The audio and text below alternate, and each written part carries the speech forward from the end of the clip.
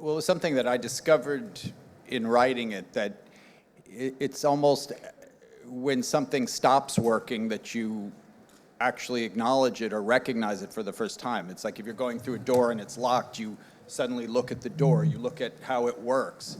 And so I thought, well, through a divorce, we could explore a marriage. I want to say about that scene, too, from my perspective, that scene was so particularly choreographed, and there were moments we knew when we were in the close-ups where I asked them to like lunge at certain moments or turn their heads at certain moments because I knew I wanted to cut on those moments. It was very technical, but to have these two actors completely lose themselves at the same time that they're in absolute control was such a privilege, and it was so exciting.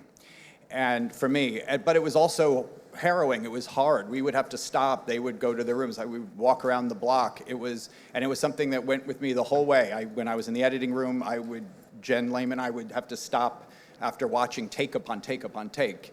And it's not a scene that you can jump in the middle of very easily. It's a scene its momentum is such a part of that scene. And so they would run the whole scene almost every time. We'd go back to the beginning, and they would go all the way to the end. And I mean, it was like watching two of the best athletes compete. It was really, I'd say in many ways the most rewarding experience I've had as a director.